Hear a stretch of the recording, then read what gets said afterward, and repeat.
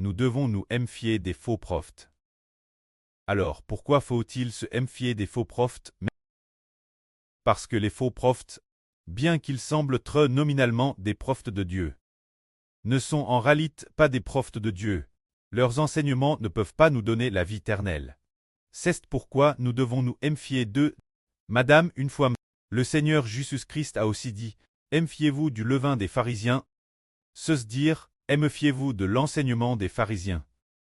Car ces enseignements ne peuvent pas donner la vie éternelle l'homme, mais au contraire mènent la perdition. Par conséquent, nous devons nous méfier. Alors concernant la méfiance envers les faux prophètes, le Seigneur Jésus a dit ainsi, « Méfiez-vous des faux prophètes. Ils viennent vous déguisent en brebis l'extérieur, mais au-dedans ce sont des loups ravisseurs. C'est leurs fruits que vous les reconnaîtrez. Cueille-t-on des raisins sur des pines, ou des figues sur des chardons? De Madame, tout bon arbre porte de bons fruits, mais le mauvais arbre porte de mauvais fruits. Un bon arbre ne peut porter de mauvais fruits, ni un mauvais arbre porter de bons fruits. Tout arbre qui ne porte pas de bons fruits est coupé et jeté au feu. Ainsi, c'est leurs fruits que vous les reconnaîtrez. C'est dire que ces fruits on reconnaît l'arbre. Qu'est-ce que cela signifie? L'arbre est une métaphore pour l'homme, et les fruits sont une métaphore pour les actions de l'homme. Nous ne savons pas si cette personne est bonne ou mauvaise, car on ne peut pas le dire en regardant son apparence. Mais c'est par leurs paroles et leurs actions qu'on peut les reconnaître. S'ils ont de bonnes paroles et de bonnes actions, alors cela semble très une bonne chose. S'il y a de mauvaises paroles et de mauvaises actions, c'est un mauvais arbre. Car en observant leurs actions et leurs paroles, on sait s'ils sont des prophètes de Dieu ou non. Pourquoi le Seigneur Christ a-t-il dit cela aux disciples?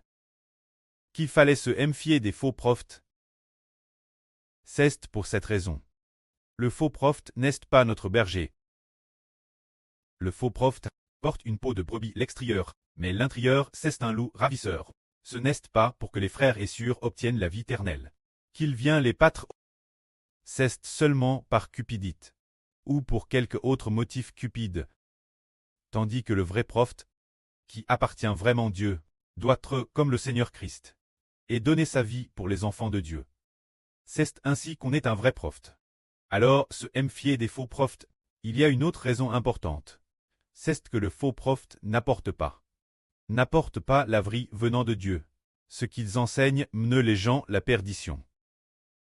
Le vrai prophète doit ramener les gens vers le Seigneur, pour qu'ils retournent au Seigneur et obtiennent la vie éternelle.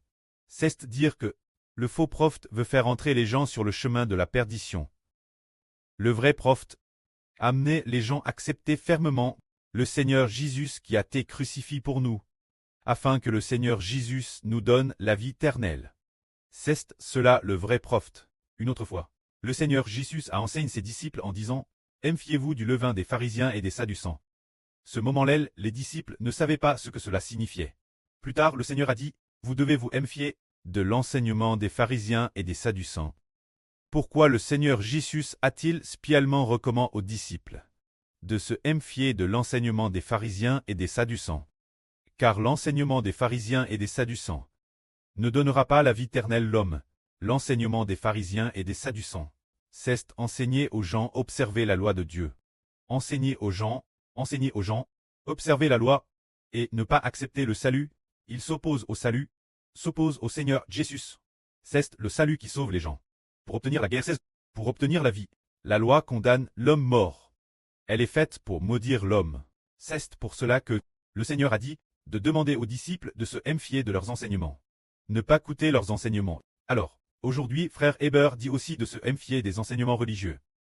Car la religion conduit souvent les gens délaisser frère Hébert. Alors, de laisser frère Hébert, qui vaut de laisser le Seigneur et le précleste. C'est pourquoi nous devons être vigilants. Nous comprenons tous les enseignements, c'est dire accepter le Christ Seigneur du salut. Et accepter aussi frère Hébert. Que la gloire soit auprès et au Seigneur. Amen.